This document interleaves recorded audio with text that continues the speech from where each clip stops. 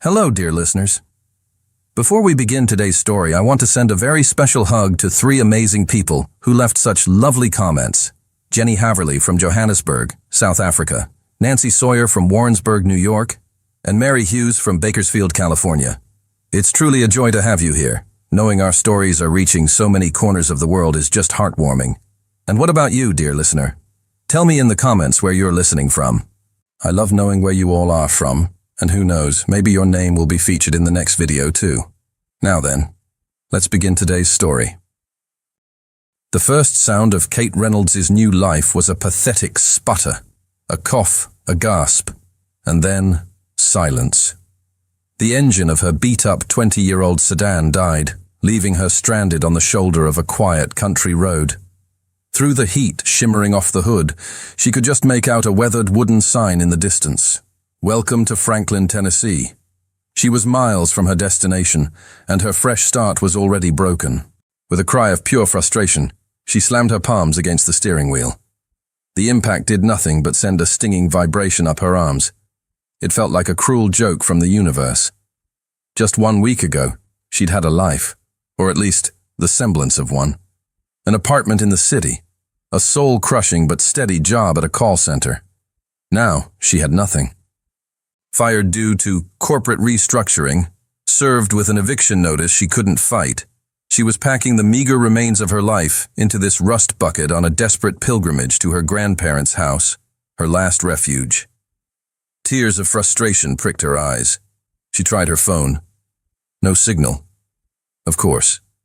She was well and truly stuck, a castaway on an island of asphalt and failure.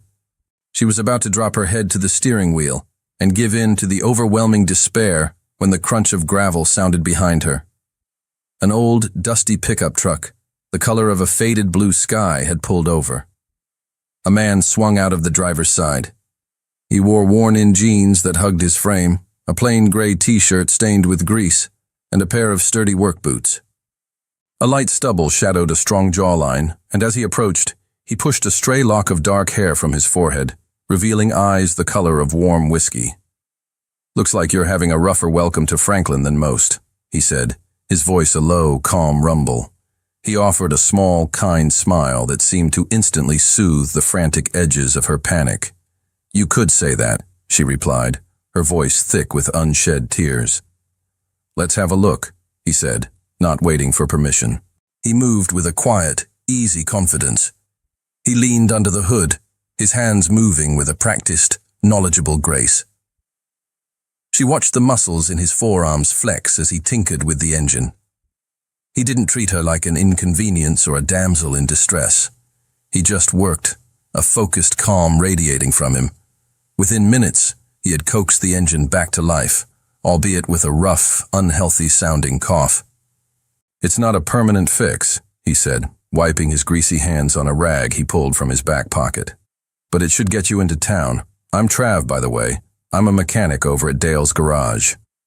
"Kate," she said, a wave of genuine gratitude washing over her.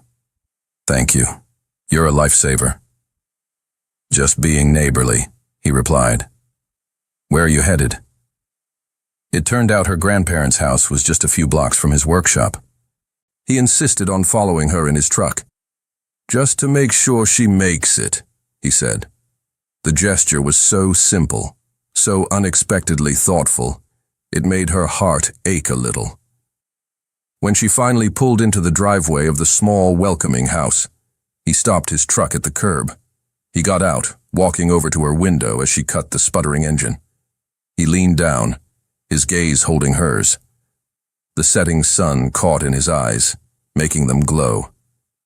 There was an intensity there, a depth that went far beyond that of a simple country mechanic. It was a look that made her feel seen, truly seen, for the first time in a very long time. "Welcome to Franklin, Kate," he said, his voice soft. "I hope the town treats you better than your car did." He gave her one last small smile, then turned and walked back to his truck, leaving her sitting in the sudden silence. Her new life had started with a breakdown, but as she watched him drive away, she felt a strange, unfamiliar flutter of hope. For the first time, she was profoundly grateful that her car had broken down. The next morning, Kate found Dale's garage tucked away on a quiet side street. It wasn't a sleek, modern auto shop. It was an old, cavernous barn of a building that smelled of oil, metal, and honest work. The sound of a wrench clanking against steel echoed from within. She found him underneath a classic 1967 Ford Mustang, the iconic body of the car raised on a lift. He was completely absorbed, his brow furrowed in concentration, his arms covered in a fresh layer of grease. The sight of him so focused, so passionate about the intricate mechanics of the machine, was unexpectedly and powerfully attractive. He wasn't just fixing a car. He was communing with it. "Morning," she said, her voice making him startle slightly. He slid out from under the car on a wheeled creeper and sat up, a grin spreading across his face when he saw her. "Hey there, broken-down stranger. Knew you'd find your way." While he worked on her car, they talked. The conversation was as easy and natural as if they'd known each other for years. She told him about her call center job, the endless parade of angry customers, and the soul-crushing feeling of being a faceless voice on the phone.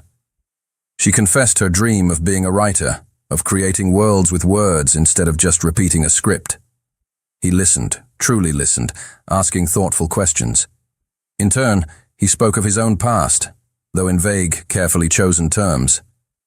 He talked about his passion for classic cars, for the simple, tangible satisfaction of taking something broken and making it whole again with his own two hands. "I got tired of the rat race," he said, tightening a bolt on her engine. "Decided to quit my family's business and do something real for a change." The phrase, family business, was delivered so casually, she pictured a small hardware store or a local construction company. He seemed so genuine, so grounded and completely removed from the world of corporate ambition she had just escaped. He was the most authentic person she had ever met. He charged her a ridiculously low symbolic price for the repair, waving off her protests with a simple, "Welcome to the neighborhood." Just as he was wiping his hands, a phone buzzed quietly from the pocket of his jeans.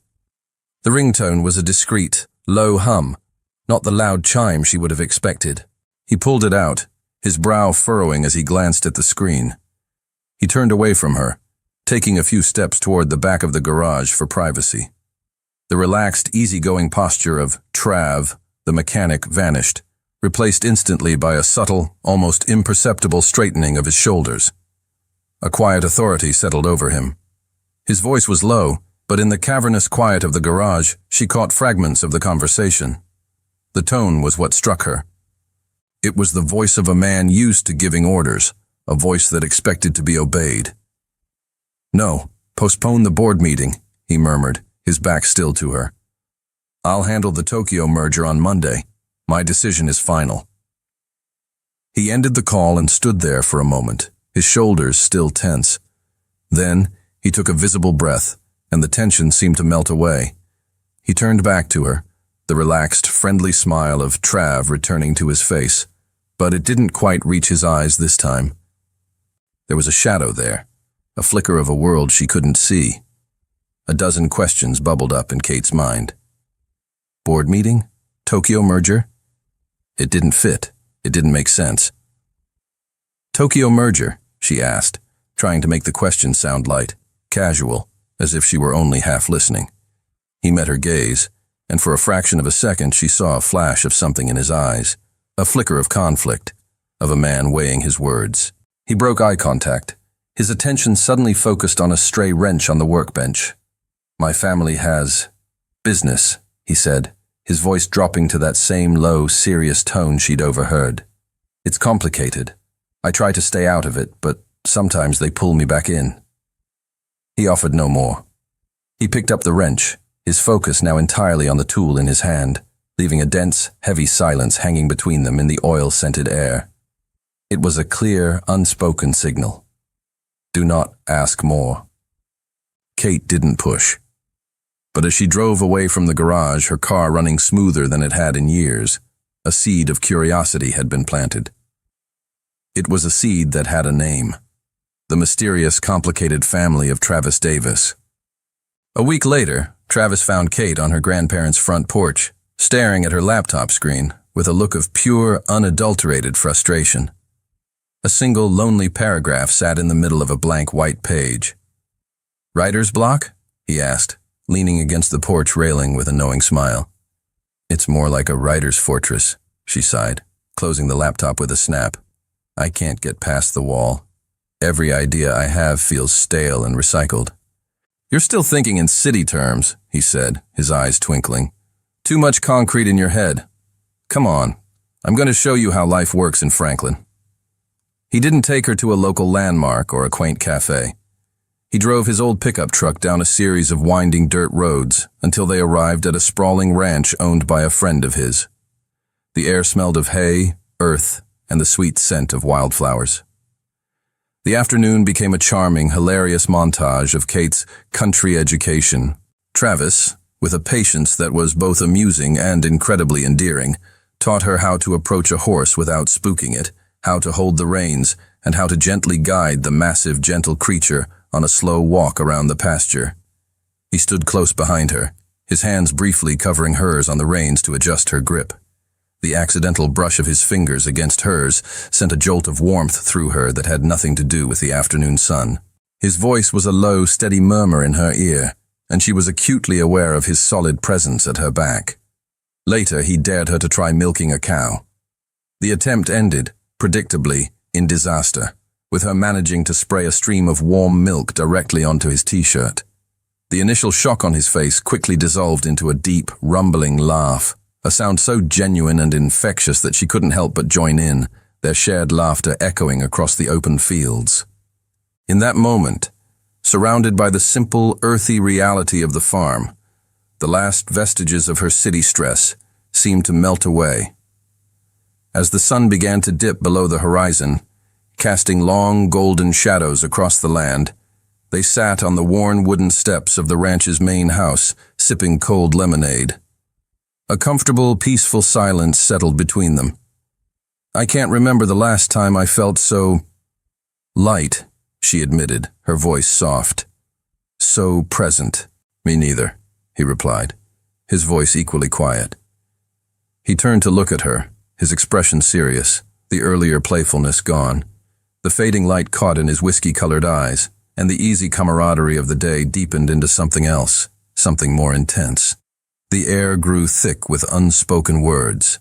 He shifted closer, the heat from his body a tangible presence beside her. She watched, her heart starting to beat a little faster, as he slowly leaned in. His gaze dropped to her lips, a clear, unmistakable signal. This was it, the perfect moment, born from a day of laughter and genuine connection. Her own lips parted slightly in anticipation. But then, just a breath away from her, he stopped.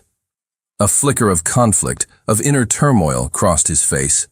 The weight of his secret, of the world he was hiding from, slammed down like an invisible wall between them. With a visible effort, he altered his course. Instead of meeting her lips, he pressed a soft, gentle kiss to her forehead. The gesture was achingly sweet, but it was a retreat, a denial of what they both so clearly wanted. He pulled back, his smile a little sad. It's getting late, he said, his voice strained. Kate was left confused, a swirl of disappointment and questions clouding the perfect day. She had felt the shift, the magnetic pull between them, and she had felt his sudden, inexplicable withdrawal. There was a barrier around him, something she couldn't see or name, and for the first time, it made her feel shut out. Travis, meanwhile, walked back to his truck, silently cursing himself. He had wanted to kiss her more than anything. But in that last second, the lie he was living had felt like a poison on his lips. How could he offer her a real kiss when he wasn't being real with her? The simple life he craved was becoming more complicated every day. The illness came on suddenly, a thief in the night. Kate woke in the dark, a deep, shuddering chill racking her body despite the warm Tennessee air. Her head throbbed with a dull, relentless ache, and every muscle felt like it was made of lead. The flu. It hit her with a brutal, unforgiving force, leaving her weak, feverish, and barely able to lift her head from the pillow. She tried to soldier through it, not wanting to worry her elderly grandparents. She stumbled to the kitchen for water, her body trembling, but the effort left her so dizzy she had to grip the counter to keep from collapsing. Defeated, she retreated to her bed, surrendering to the waves of fever and chills. 2 days passed. Travis had texted, but her replies were brief and delayed. An unfamiliar worry began to gnaw at him. It wasn't like her. On the third morning, unable to shake the feeling that something was wrong, he drove over to her grandparents' house under the pretense of returning a book he'd borrowed. Her grandmother met him at the door, her face etched with concern. "She's not been herself, Travis. Won't eat, barely gets out of bed. She's burning up." Without a second thought, he stepped inside. "Let me see her." He found her buried under a pile of quilts, her face pale and slick with sweat, her breathing shallow. He gently placed the back of his hand against her forehead. She was radiating heat. The mechanic, the man of grease and steel, vanished. In his place was a man of quiet, focused competence. He spoke with her grandparents, his voice calm and reassuring, promising them he would take care of everything. He went to the local pharmacy and returned with medicine, electrolyte drinks, and ingredients for soup. He took over the sick room with an efficiency that was both surprising and deeply comforting. He spent the rest of the day by her side. He coaxed her to drink, made sure she took the medicine on schedule, and sat in a chair by her bed, a silent, steady guardian. When she grew restless, he picked up the book she'd been trying to read and began to read aloud, his low, rumbling voice a soothing balm on her frayed nerves. He wasn't just being kind, he was being devoted. That night, the fever peaked. Kate drifted in a disorienting, feverish haze, caught between waking and dreaming. In her delirium, old anxieties surfaced, whispering of failures and abandonment. "Not good enough," she mumbled, her voice a faint, broken whisper as she tossed her head on the pillow. "Everyone always leaves." Travis, who had been keeping vigil in the dimly lit room, heard her. He thought she was dreaming of her ex-boyfriend, of the life and the job she had lost.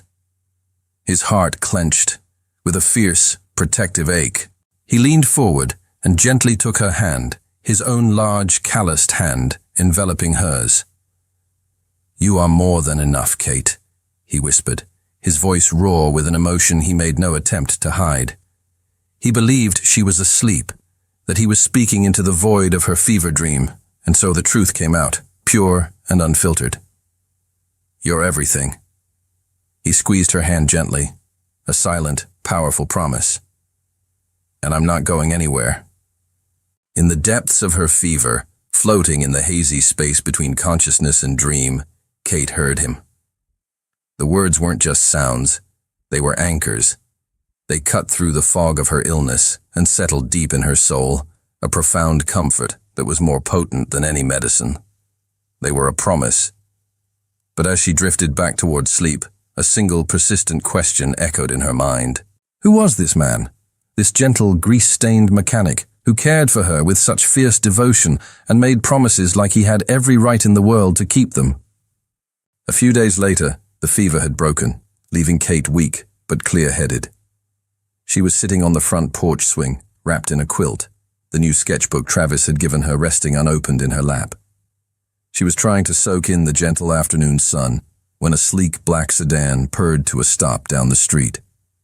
It was the kind of car that didn't belong in Franklin, a silent, expensive predator that screamed big city. A woman emerged from the driver's side. She was impeccably dressed in a tailored pantsuit, her posture radiating an aura of power and barely concealed stress. She stood on the sidewalk for a moment, her gaze fixed on the simple, rustic sign of Dale's Garage across the street. Her expression was a complex mixture of disapproval, sadness, and weary resignation. After a moment's hesitation, she squared her shoulders and walked purposefully into the workshop. Kate's curiosity was piqued. It wasn't simple nosiness. It was a genuine, protective concern for Trav. That woman was not a customer. She didn't fit.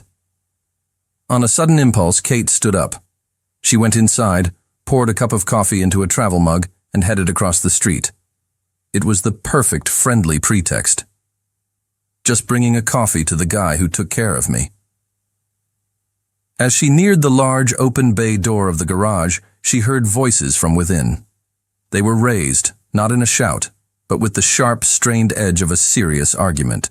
She stopped instinctively just outside the entrance, hidden from view, not wanting to interrupt what was clearly a private and deeply personal confrontation. The woman's voice, Helen's she would later learn, was firm, but frayed with exhaustion. "I can't do this anymore, Travis. The board is pressuring me for a stock sale your father would have despised. The Singapore team is threatening to strike if they don't get clear leadership. And I'm tired. I spend my nights staring at your father's portrait, asking what he would do, and the only answer I ever get is, 'Where is my son?'" Travis's voice, when he replied, was tense, tight, almost unrecognizable. "Mother, I asked for time, 6 months. That was the agreement." "Time for what?" Helen's voice cracked, the sound of a heart breaking. "To hide here, covered in grease, while the empire he gave his life to build starts to crumble? He missed your baseball games, your birthdays. He worked himself into an early grave to give you a legacy, Travis, not a cage you could just run away from. I'm not asking you to be him. I'm asking you to honor his sacrifice, take your place." There was a heavy, weighted silence. Then Travis spoke again, his voice lower now, laced with a pain that was raw and deep. "And what if his place isn't mine? I spend my days in here, Mom, and for the first time since he died, I feel like I'm building something real, something I can touch. I need this. I need to know that I'm more than just a surname on a shareholder report." Kate backed away slowly, the coffee mug forgotten in her hand, her heart hammering against her ribs. The words echoed in her mind, each one a piece of a puzzle she had never known existed. Board, shareholders, empire, legacy. This wasn't just a family with complicated business. This was a dynasty. The kind, simple man who had taught her how to ride a horse, who had read to her while she was sick, who seemed so perfectly at home in his modest, grease-stained world. It was all a disguise, a beautifully crafted, utterly convincing lie. He wasn't just a mechanic seeking peace, he was a king in hiding, and she, completely unaware, had fallen in love with the pauper's costume. That evening, the setting sun bled across the sky in bruised shades of orange and purple, mirroring the turmoil in Kate's heart. She sat on the porch swing, hugging her knees to her chest, the world she thought she knew now tilted on an unfamiliar axis. The gentle rhythm of the swing was the only movement in her stunned silence. She heard the slow, hesitant crunch of footsteps on the gravel path. It was Travis. He was no longer covered in grease. He had changed into a clean shirt and jeans, but the change of clothes couldn't hide the conflict in his eyes or the weary weight on his shoulders. He stopped at the bottom of the porch steps, keeping a respectful distance. "I saw you today," he said, his voice low, direct. "Near the garage, so I guess you know." It wasn't a question. Kate didn't answer, her silence a heavy, expectant blanket. He took it as the invitation it was. He walked slowly up the steps and sat in the wicker chair beside hers, close but not touching. "My father," he began, his voice hoarse, the words seeming to cost him a great deal. "He was a force of nature, built everything from nothing. But the empire, it became the only thing he could see. He measured success in stock prices, in acquisitions, in market share. He loved me, I know he did, but he measured his love by the same ruler. 'You're going to be bigger than me, son,' he'd always say." Travis stared down at his hands, now clean and scrubbed, but they looked alien to him, uncomfortable without their familiar coating of grime. "When he died of a heart attack at his desk, I didn't just feel grief. I felt panic. I looked at his life, and all I could see was my own future. A future of profound loneliness, surrounded by people smiling at my bank statement, not at me. I had to know if there was something else. If I was something else." He finally lifted his gaze to meet hers, his eyes raw and vulnerable. "Coming to Franklin, working with my hands, it wasn't an escape, Kate. It was a search. I just wanted, for a little while, to be Trav. And then I met you. And you were the first person in years who looked at me and didn't see a dollar sign. You just saw me." And that felt more real than anything in my entire life. He finished, his confession hanging in the humid evening air. He had prepared for her anger, for tears, for accusations. He was not prepared for her quiet, devastating calm. "I understand, Travis," she said, her voice even, but with a clarity that cut deeper than any shout. "I really do.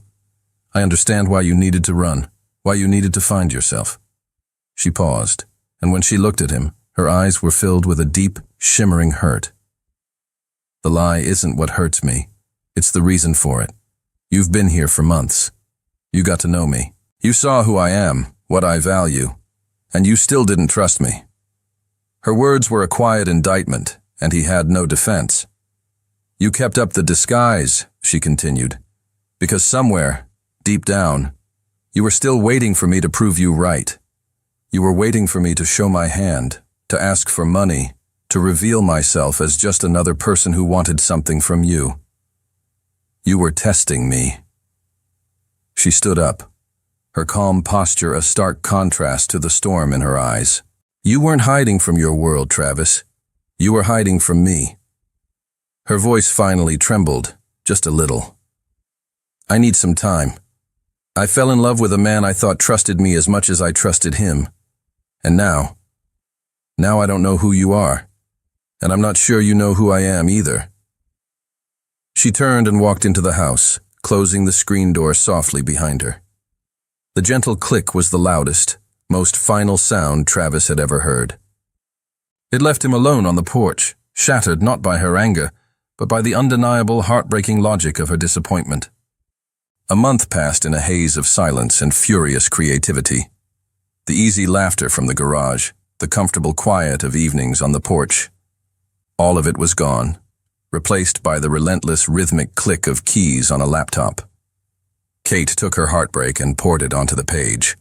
The confusion, the hope, the anger, the deep aching disappointment, it all became fuel. She wrote with a feverish, obsessive intensity, channeling every ounce of her emotional turmoil into the story of her protagonist. Finally, one gray afternoon, she typed the last word. The end. She leaned back in her chair, a profound emptiness settling over her. The story was finished, her manuscript complete. But her own life felt like it had stalled on a blank page. With a renewed, if fragile, sense of purpose, she began the daunting task of trying to get her book published. She sent out query letters to agents and small presses, her hopes bundled into digital envelopes. The responses, when they came at all, were a slow, soul-crushing trickle of automated rejections. "Thank you for your submission, but it is not the right fit for our list at this time." One agent showed a flicker of interest, but warned her that the traditional publishing route was a marathon, not a sprint. It could take years to find an editor, years to see her book in print. Discouraged, she began researching self-publishing. She quickly learned that to do it right, to have a professionally designed cover, proper editing, and a decent initial print run, would cost thousands of dollars. Money she absolutely did not have. Her dream, so tangible and complete on her laptop screen, felt locked behind a door for which she had no key. One afternoon, as she was scrolling through another list of rejections, an email with an unexpected subject line popped into her inbox. "Publishing proposal for your manuscript." Her heart gave a skeptical flutter. She opened it. The email was from a small, prestigious design press in Nashville, renowned for their beautiful, artisanal bookbinding. The message was concise. They had read the synopsis and first chapter of her novel, which she had posted on a local writer's blog, and had been utterly captivated. Then came the part that made her breath catch. They informed her that an anonymous benefactor, a patron of the arts who wished to support emerging local talent, had made a substantial donation to their press. The donation was specifically earmarked to cover the full, end-to-end costs of designing, editing, printing, and distributing a first-run edition of 2,000 copies of her book. The donor's single, emphatic condition was that their name was to be kept in the strictest confidence. They were never, under any circumstances, to be revealed to her. A wave of hot, suffocating humiliation washed over Kate, eclipsing any flicker of joy. There was only one person in her orbit who could and would do this. Travis. He thought he could fix this. Fix her. The only way he knew how. By writing a check. By throwing his immense, invisible weight around. He hadn't understood a single word she'd said. Ignoring the explicit condition of anonymity, her hands shaking with a cold, quiet rage, she printed the email. She didn't want his guilt money. She didn't want his charity. She had wanted his trust. She grabbed her keys and marched out the door, the flimsy piece of paper clutched in her hand like a declaration of war. She was going to make it clear, once and for all, that her dream was not for sale. The bell above the door of the garage chimed, a sharp, lonely sound in the quiet afternoon. Travis was sanding a piece of reclaimed wood, the fine dust coating his arms. He looked up, and a hopeful light sparked in his eyes when he saw her, a light that was instantly extinguished by the thunderous expression on her face. She didn't raise her voice. She didn't have to. Her anger was a cold, controlled force. She walked to the workbench and slapped the printed email down between them. "I can't accept this, Travis," she said, her voice low but unwavering. He looked from her face to the paper, a deep line of genuine confusion forming between his brows. "Accept what? Kate, what are you talking about?" "The donation," she said, a knot of frustration tightening in her throat. "The anonymous benefactor for my book. I know it was you. I appreciate the gesture. I really do. But I don't want my dream to be funded by your guilt. I told you I needed to do this myself." The sincerity of his confusion was disarming. He picked up the paper, his eyes scanning the words. She watched his face, saw the moment he understood the implication, and then saw the flicker of hurt in his own eyes. "Kate," he began, his voice filled with an honest, desperate urgency. "I swear to you, on my father's memory, this wasn't me." He let out a short, sad laugh. "If I had known you needed help, I probably would have done exactly this," he admitted, a wry, self-deprecating smile touching his lips. "And I would have gotten it just as wrong. But it wasn't me." Before she could process his denial, the bell chimed again. It was Helen. She had been on her way to visit her son, a tentative step toward mending their own fractured relationship. She stopped in the doorway, her experienced eyes immediately sensing the palpable tension between them. Her gaze fell from Travis's conflicted face to Kate's angry one, and then to the printed email on the workbench. "Ah," she said softly, a look of profound understanding dawning on her face. "It seems my anonymity didn't last very long." Both Travis and Kate turned to stare at her, stunned into silence.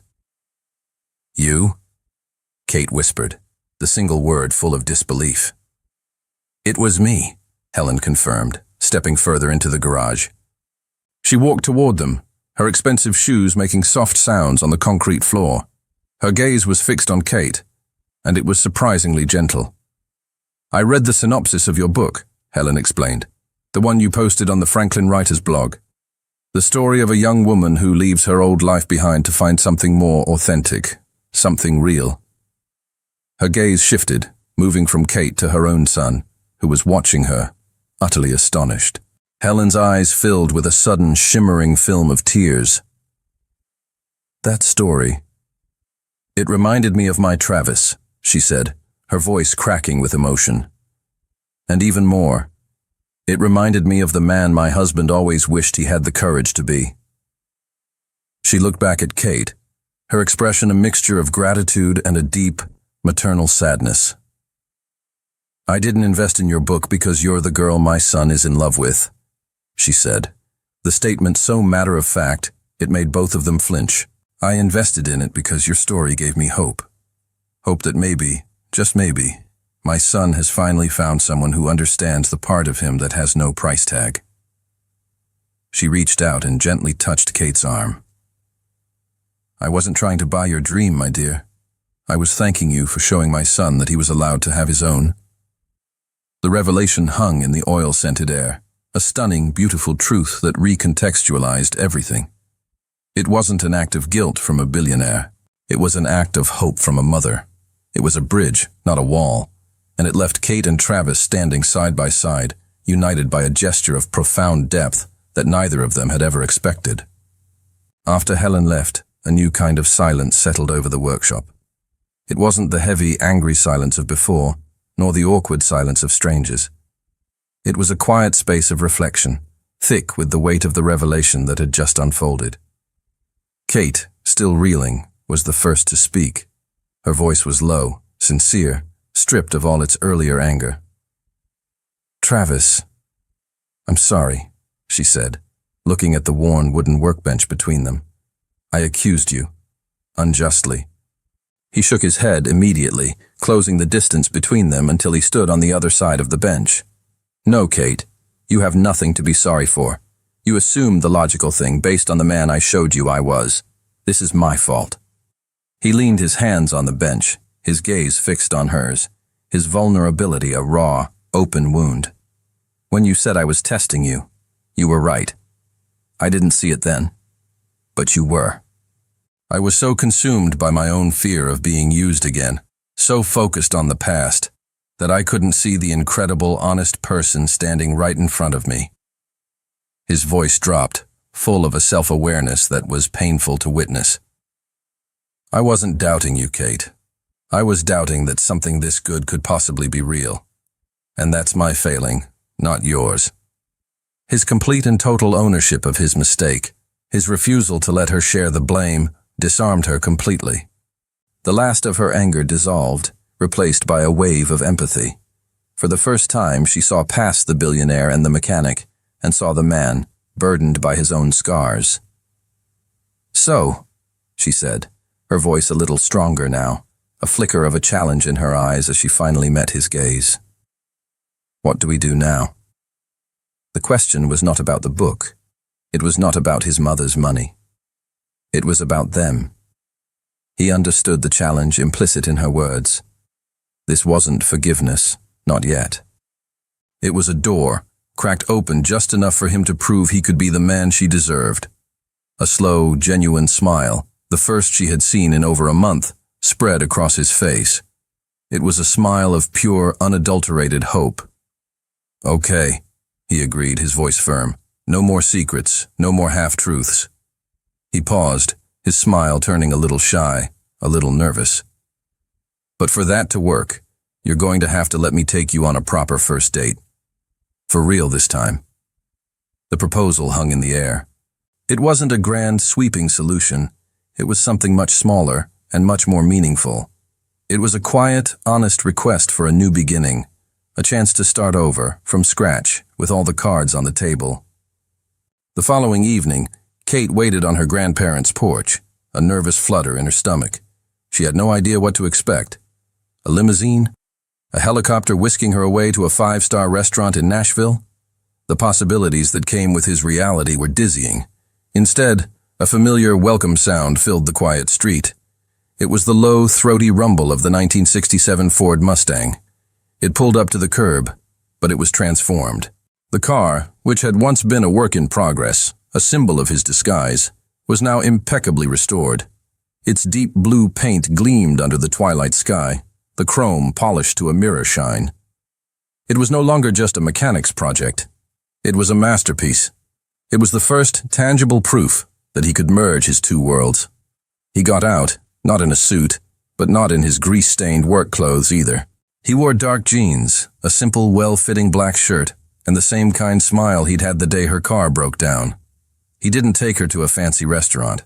He drove them out of town, up a winding road that led to the top of the highest hill in Franklin County.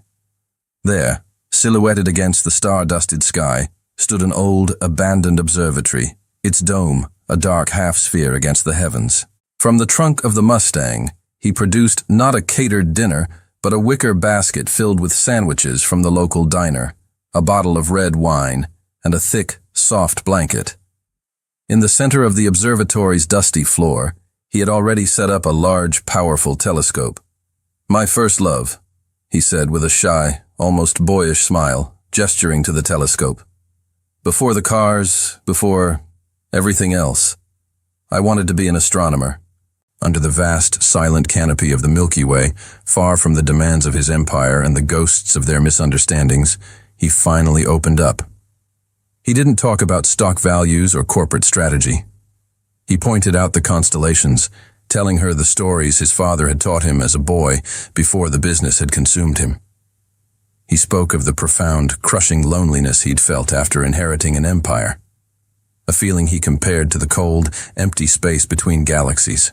He confessed that the garage wasn't just an escape.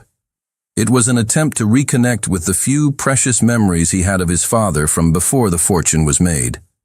Of the two of them, on a Saturday afternoon, covered in grease, working together to fix a lawnmower engine. For the first time, Kate wasn't seeing the billionaire who hid his identity, or the charming mechanic with a secret. She was seeing Travis.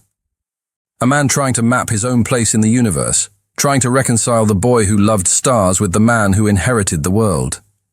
As he was speaking, his phone vibrated in his pocket, its screen casting a brief, intrusive glow on his face. Kate caught a glimpse of the caller ID. Marcus Thorne, CFO. Travis glanced at the screen, his story faltering for a second. Kate watched him, her breath held. This was a test, she realized. A real one. He looked from the glowing screen back to her eyes, which were watching him intently in the starlight. Without a moment's hesitation, he reached into his pocket, pressed the button on the side of the phone to decline the call, and silenced the device completely. "They can wait," he said, his voice firm, his focus entirely back on her. The gesture was simple, but its significance was monumental. It was the first time he had consciously, unequivocally chosen her over the demands of his other life. The final, invisible barrier between them seemed to dissolve into the cool, star-filled night. Weeks after their real first date, a new, fragile reality had taken root. Their relationship was a secret garden they tended in the small town of Franklin, a world away from the pressures of his other life. But they both knew it couldn't last forever. One afternoon, Kate watched from the doorway of his bedroom as he packed a sleek leather suitcase. The sight sent a pang of anxiety through her. "Are you sure you have to go back?" she asked softly. He turned, his face etched with a heavy resignation. "I have to," he said, his voice tired. "My mother, the board, my father's legacy. I can't just abandon it all. It's my responsibility." He crossed the room and took her hands, his grip tight. "But this is temporary. I'll find a balance. I promise. I'll fly back every weekend." He returned to New York and stepped back into the role of Travis Davis, the formidable CEO. He was brilliant, decisive, and commanded every room he entered. The business world celebrated the return of its prince. But Kate, watching from afar, saw a different story. In the society pages and business journals online, she saw photos of him at galas and board meetings. He looked exhausted.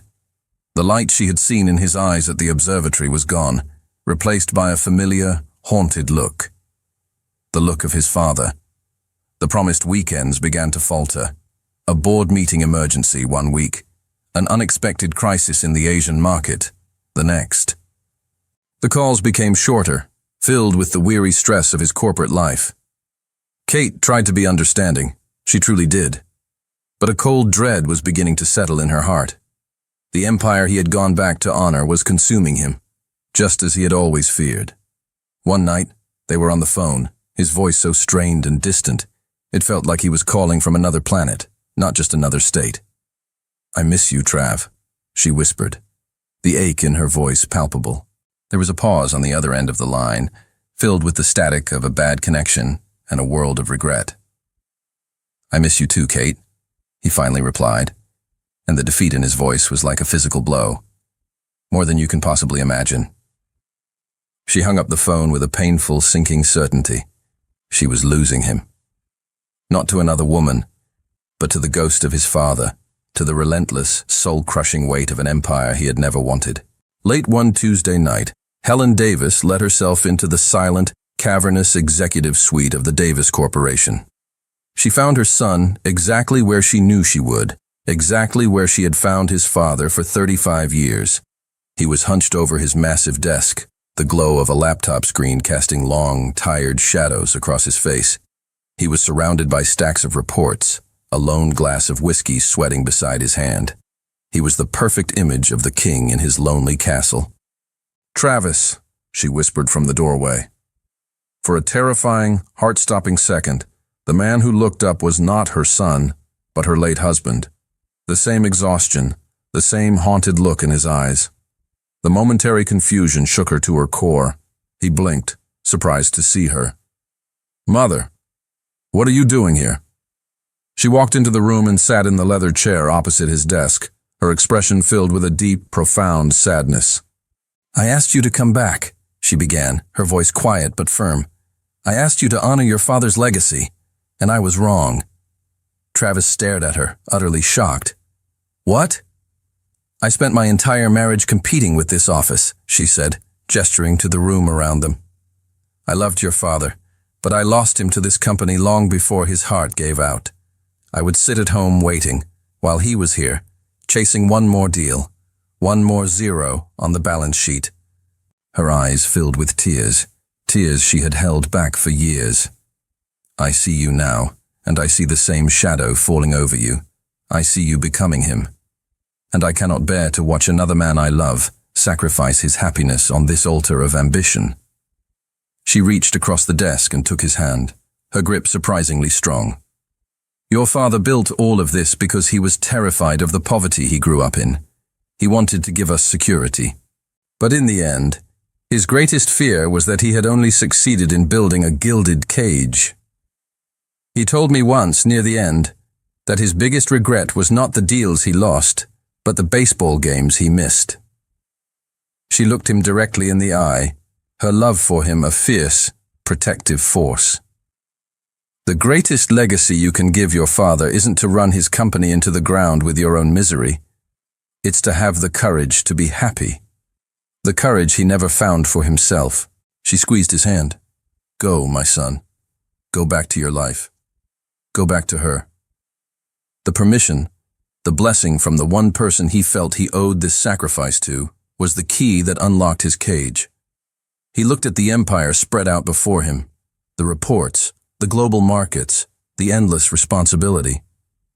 Then he looked at the small framed photo he kept on the corner of his desk.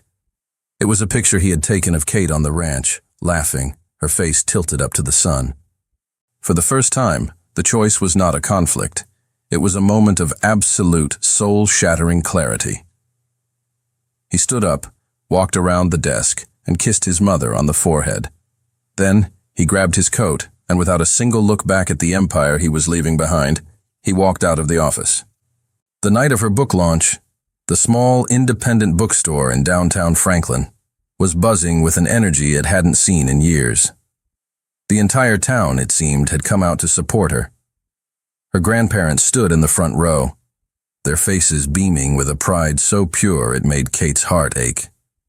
She stood at a small podium, the finished book, her book, in her hands.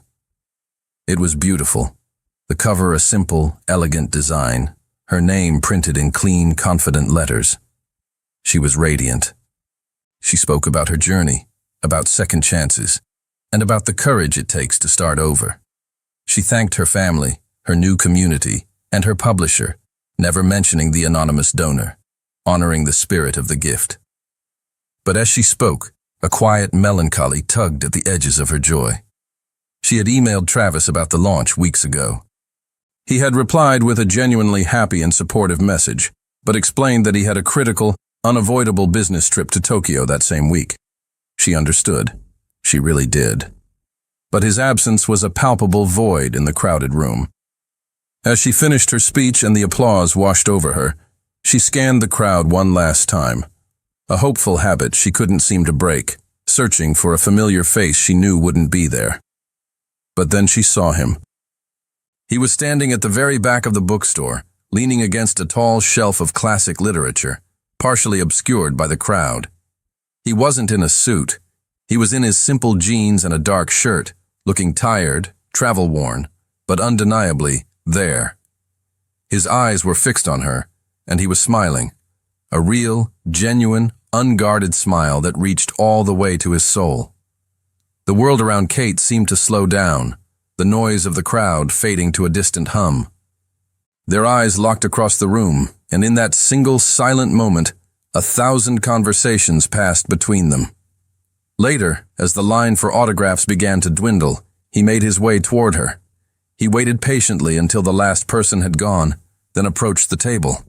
"I thought you were on your way to Tokyo," she whispered, her heart hammering against her ribs as if she'd just run a marathon. "I was," he replied, his voice low and soft, for her ears only. He stopped just in front of the table, close enough for her to see the exhaustion and the profound relief in his eyes. "I was at the airport, but I realized I was getting on the wrong plane. The only place I needed to be today was here." The simple, profound truth of his words left her breathless. He hadn't just skipped a meeting. He had chosen a destination. He had chosen her. The last of the guests had trickled out, leaving the bookstore in a state of happy, settled quiet. The owner was in the back, counting the register, giving them a bubble of privacy. They stood by the signing table, the air between them thick with all the things that had been left unsaid for weeks. "I saved one for you," Kate said, her voice a little shaky. She reached under the table and pulled out a fresh, crisp copy of her book.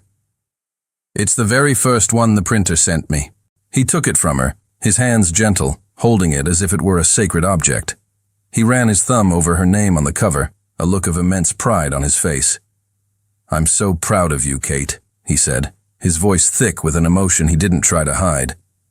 He opened the cover to the first page, expecting to see a simple, signed autograph. Instead, he saw her familiar, elegant handwriting filling the blank space. It wasn't a signature. It was a dedication. His eyes scanned the words, and she watched as his breath hitched, his knuckles turning white where he gripped the book. The dedication read, "For Trav, who taught me that home isn't a place you go to, but the feeling of finally being found. This story is ours." The words were a confession, a declaration, and an absolution all in one. It was her entire heart, distilled into two perfect sentences. It was everything she had been forbidden from saying, now immortalized in print. "Kate," he whispered, his voice breaking. He looked up from the page, his eyes shimmering with unshed tears. The tough CEO, the stoic mechanic, both had vanished, leaving only a man completely undone by her love. "I have something for you too," he said, his voice hoarse. He reached into the pocket of his jacket, his hand trembling slightly. "I've been carrying this with me since the day I went back to New York. I was just waiting until I had the courage to choose my own life, so I could be worthy of asking you to be in it." He pulled his hand from his pocket. In his palm was not a ring box. It was a small, simple, hexagonal steel nut, a piece of hardware from a car engine. It was clean, but she could see the faint, worn marks on its edges. And then, right there in the quiet, book-filled sanctuary she had created, surrounded by the stories of 1,000 other lives, he got down on one knee. "Kate Reynolds," he began, his voice trembling but clear, his gaze locked on hers. The entire world seemed to shrink until it was just the two of them in the warm, book-scented air of the quiet store. "I spent months trying to honor my father's legacy, trying to be the man I thought he wanted me to be." He shook his head, a sad, wise smile on his lips. "But it took my mother and your story to make me realize the legacy he truly wanted for me was the one he never got for himself, the chance to be happy." He looked around the bookstore at the tangible result of her dreams. "I don't want to be the CEO who visits you on weekends. I want to be the man who wakes up beside you, who brings you coffee while you write, who gets his hands dirty in the garage in the afternoon, and who gets to read your stories at night. I don't want to balance two worlds anymore, Kate. I want our world to be the only one that matters." He opened his hand, revealing the simple steel nut he held. "My father gave me this when I was 16, after we fixed my first car together. He said, 'Most people will give you shiny things, son, but real value is in the things that hold life together. Don't ever forget that.'" Then, from the same pocket, he pulled out a small velvet box. He opened it. Inside was a stunning, elegant diamond ring. "The diamond is a promise for our future," he said, his eyes shining with tears. "A future of first-class flights and quiet country nights." a future where we build things together. He then gently picked up the steel nut and held it beside the ring. And this, he whispered, is a promise for our foundation. A reminder of a mechanic who fell in love with a writer on the side of the road. A reminder to always be the parts that hold each other together. Kate, he asked, his voice thick with a lifetime of emotion, will you marry me and build this life with me? Tears of pure, unadulterated happiness streamed down her face. She knelt on the floor in front of him, so they were at eye level. Yes, she whispered, her voice choked with laughter and love. Yes. Forever. Yes. He slid the brilliant diamond ring onto her finger. It shone under the soft lights of the bookstore. They kissed, not as a billionaire and a writer, but as Trav and Kate. The kiss was a perfect fusion of their two worlds, the strength of steel and the brilliance of a diamond, the smell of old books and the promise of a new engine, the quiet country road and the limitless sky. They were finally home, in the story they had chosen, together.